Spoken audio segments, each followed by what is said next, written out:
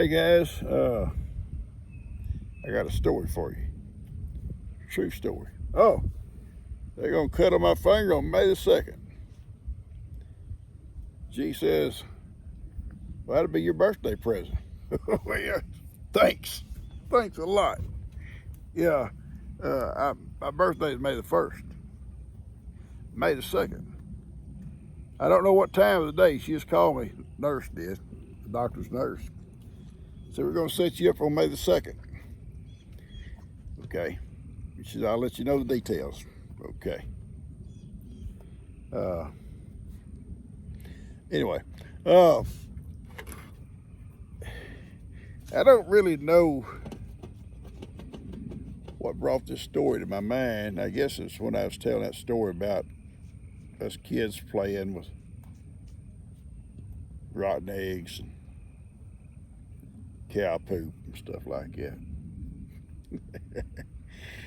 Country kids played with whatever we had.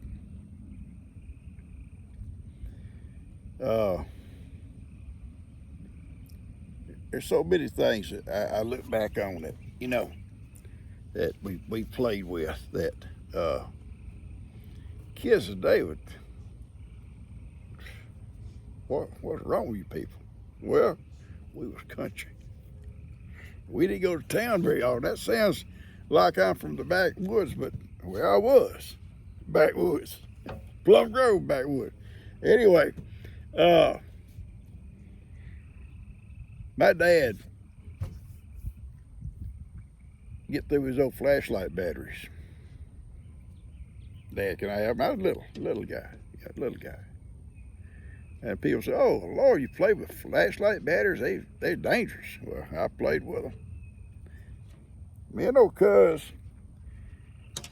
played together almost every day of our life when we was kids. And we'd use them for make-believe. I mean, they'd be, you use them for an animal. You could use them for a car or whatever you want. You're scooting along in the dirt. It's just a flashlight battery, old D-cell flashlight batteries. And a spark plug. Spark plug made the perfect motorcycle. You say, what? Don't make no sense. Well, I know it don't make no sense now. It did then. That spark plug just reminded me of a motorcycle. And it would be a motorcycle in the dirt. We made little old cars or trucks out of a block of wood, and stuff like that. But that's growing up, we used to play with whatever we had, and I remember we only went to town, like, seriously, I'm serious now, once a month to Cleveland, because that's where my mom would take my grandparents to get necessities. And during the week, if we needed something, we went out or during the week, my mom might go out to Splendor to Lee Burroughs, a little general merchandise store, general market, or general store, whatever you're gonna call it. And that's where we got a lot of our stuff that we needed. They had a feed store there and a little dry goods store, right there at Splendor. But she'd take my grandmother over there, sometimes, like, once a week when she did the wash day. She'll help my grandmother with wash day. And she would take her up there and she'd sell her eggs at that store. And she had a bunch of chickens. She'd gather them all up, take them, bunches of dozens, bunches, and sell them. A little cash flow. And then they'd stop on the way home and way back from there at Joe Hayden's ice house and get a block of ice for their ice box. Yeah, it used a chunk of ice, 50-pound block of ice. Kept stuff cold. Anyway, but back to us playing. We'd go to Cleveland, and there was a place called Strahan's Five and Dime. I don't know if any of y'all ever went to a Five and Dime. That was back before the Walmarts. There wasn't no such thing as Walmarts back then. And they had little bins. That was a pretty good sized store. And long counters with bins, little bins that stuff was in, different kinds of things. And a lot of it was cheap, like 5 cents, 10 cents. I mean, it got higher. You know, stuff in there costs more than that, but you can run in there with a quarter and you can buy something, you know. And Mama, can I have a quarter? Yeah, here, baby, you have a quarter. Run in that store, find something, might come out with something you didn't need, a balloon. Yeah, 3 or 4 balloons maybe. But anyway, something you look forward to. And you know, and we got comic books. My mom was good about, you know, trying to forward our education a lot. She didn't want us just to learn what Plum Grove Elementary taught us. She wanted us to learn what was going on in the world. So we got comic books. I remember, or we called them funny books. You know, Bugs Bunny. I love Bugs Bunny. I love Bugs Bunny. Elmer Fudd. Roadrunner. But there were some serious ones. The Lone Ranger, Dick Tracy, and a bunch of others too. You know, just a bunch of others. But we got these comic books. And I don't know, in all seriousness, what some of them would be worth today if we'd had the foresight to have kept them. We'd read them and read them and read them and give them to friends while they'd read them. And eventually they got thrown away. Or I know for a fact that my mom must threw away several big boxes of comic books that just got stacked up, and we all went off the service. You know, we all got too old for them or whatever. She stopped getting them, and they just sit upstairs in a box or in boxes. She eventually threw them away. And don't tell them how much they would have been worth today. Seriously, I might be rich. I'd be rich. Yeah, but I remember in those comic books, at the back pages there would be like little ads, and there'd be like a bunch of little toys in a bag for 99 cents. I mean, like little soldiers, or little cowboys and Indians in these little bags for 99 cents. And you could count on, come Christmas, those little guys, you're going to get some of them. You get a bag of both. You might get a bag of soldiers and a bag of cowboys and Indians. Now, we wasn't like poor. Don't get me wrong, we wasn't like poor. But we just kind of made do. We just go buy something because we wanted to buy it. And there wasn't no such thing as Amazon just to sit there and just, you know. We did have a Sears Roebuck catalog. And a Montgomery Ward's catalog. You just dig through, look at all kinds of stuff. And my mom did. She ordered stuff through them. And I can remember her making her list out like it was yesterday. A regular notebook page, you know, sheet of notebook paper. And there'd be, she'd do it in a line like a item. She put the item, you know, the name, and then maybe the little descriptions, like long number, then blue jeans. And then put the size. At the end, put the price. And it should have all that done, and whatever it comes to, should make out her check and order it. And it'd tell you the tax and all that, whatever it was. And she'd mail it. And sure enough, a week or so, whatever, in the mail, you get your package or whatever you ordered. Yeah. Anyway, I remember daily playing around, just daily stuff. You know, we all like cowboys and shows and stuff. So one of my favorite was the Lone Ranger. And all of us kids had stick horses. I said it, stick horses. If you never had a stick horse or you don't know what a stick horse is, then I could ride 20 miles a day on a stick horse at a gallop and probably never get tired. Yeah. Stick horse is simple. You got your good stick, like a fishing pole. You cut it 4, 5, 6 foot long. If you want a big horse, 6 foot long.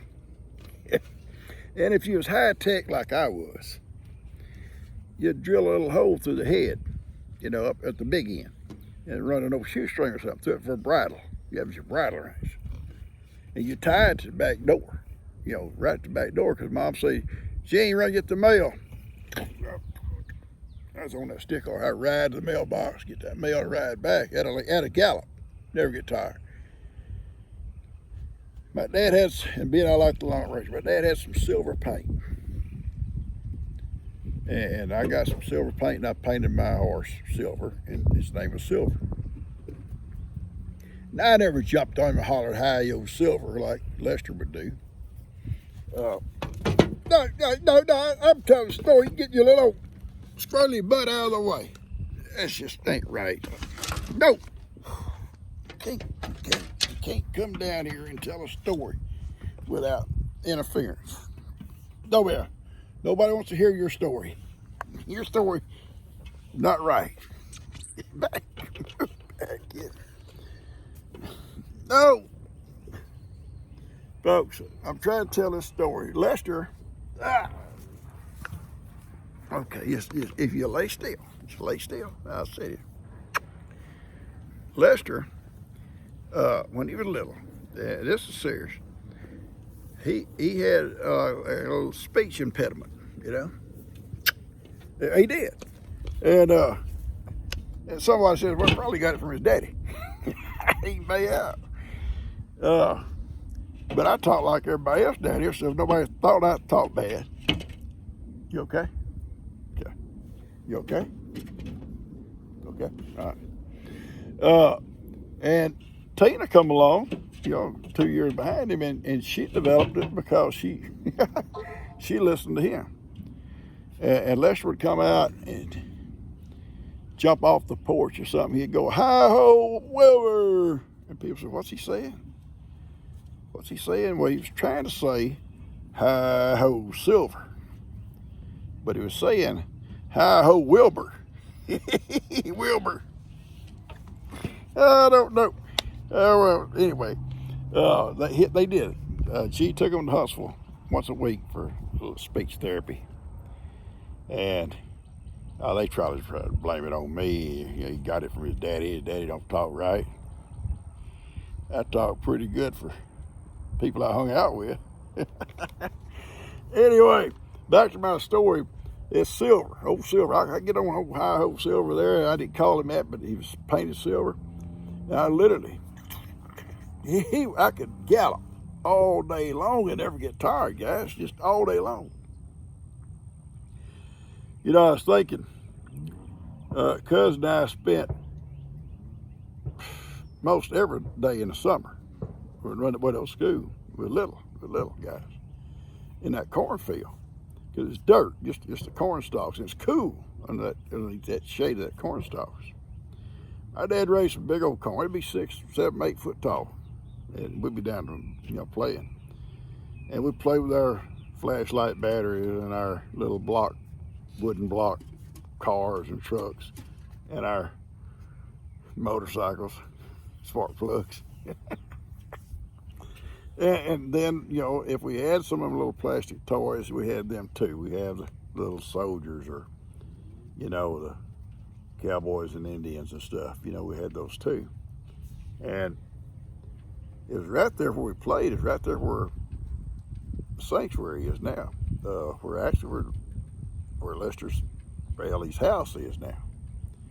There was a cedar tree there, and we always played around that cedar tree. The corn come right up to the cedar tree, but there'd be like an opening around that cedar tree, a 30, 40 foot square circle there, not a square circle, where my dad couldn't plow up underneath there planting his corn, so it'd be at space.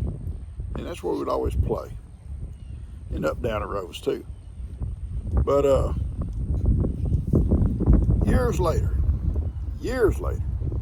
I'm up and grown and gone. I may have been to service. I may have been back home. I don't know. My dad and my mom was down there close to where Joanne lives. Aunt Joanne. I think I was in a service. I think my mom wrote me about it. They're fixing some fence, and there's this hollow tree. And my dad's stapling some wire. Wire, Dad, baby, come on, seriously, your pointed feet hurt. I mean, I wear shorts. I'm gonna start wearing something. I don't know what. I'm gonna wear something better than this. Stapling that wire to that tree, and he saw something like red or yellow or something like that down in that hollow, and he said, "What's that?" So he dug it out, and it's It's some cowboys and Indians. So, and horses and stuff. There's a whole bunch of them in there. I guess me and Cuz playing down there at some point, way back, hit them. I guess we or left them, we'll play with them again when we come back, and we never come back. I don't know, we never come back. But yeah, and please, baby girl, don't do this to me. I'm trying to tell a story. I'm trying to tell a story. I'm serious. I can't take it. I can't take it. That's right. Just look around like you know what you're going, what you're doing. But you know, I just think about the difference in today, kids today, okay? Even country kids, I bet they don't play with flashlight batteries. Because things are a lot more, you know, advanced. Okay, they're advanced. You know, they got games to play. Stop it. I'm serious. My glasses are falling off my head. You gotta stop. My hat fell off. My glasses fell off. My phone fell off. No bound. I'm not gonna tolerate it. I'm serious. This toleration time is over. Stay over there. I'm trying to finish this story, folks, if I can, because she's knocking everything off. My phone got knocked off. My glasses got knocked off somewhere. Yeah, no, I ain't kissing you. We're not gonna kiss about it. That. See? Oh boy. You can't tell a story with somebody like this around, okay? You can't tell a story like that. Now go away, seriously. Anyway, I just want to tell that, you know, I remember one Christmas, so seriously, well, not, listen, my mom and dad provided for us good. They did. My dad worked at the refinery. He didn't make a lot of money, but we did good. You know, we did a lot of farm stuff, or most of our stuff was farm. You know, my mom raised chickens, and my dad had cows, you know, and stuff like that, and we had some hogs, and so we eat good. We eat good. Had a good house. We had wood heat. My dad did have a butane, or I guess you call it propane today, stove in the kitchen's what they cooked on, but we had a wood heater. And so we heated our house. We had chores. Some of them was kind of tough, you know, cutting wood, hauling wood, splitting wood, feeding our animals. My dad was work, you know, as kids, that's what we did. We got home from school. And, but it's fun times, looking back, fun time.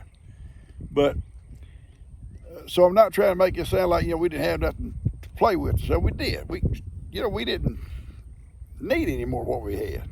We did good. But there is a difference today. Kids today, if I was to go out and hand some of them kids some flashlight batteries, all right, y'all gonna play. What? What's wrong with him? You know, or a spark plug.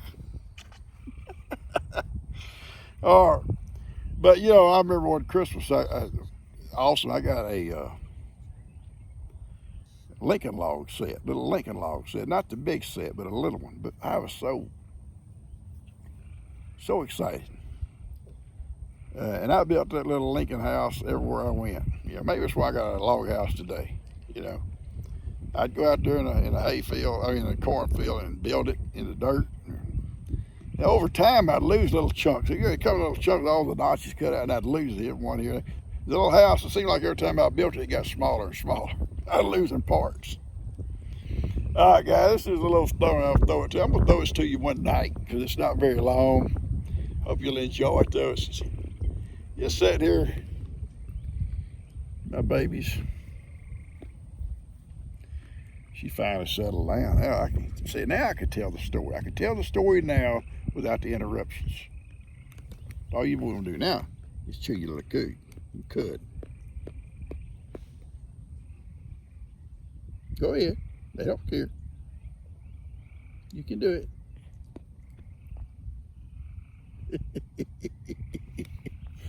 Put that camera on her, she stopped. We gotta go. We gotta go. I'm gonna go home, feed up everything, close everything up. And I'll talk to you guys later. Hope you enjoyed this little quick story. Just fun stuff we did. You know, I mean, we did eventually, you know, do the rotten eggs and all that kind of stuff. And that's fun stuff too. We graduated though. We eventually come into the modern world. We started playing paintball, stuff like that. We got modern. I love you guys. Y'all take care. I hope you like us here, a little story. Subscribe if you haven't. Share it and hit the like button. It don't hurt. It's painless. Yeah. I love you guys.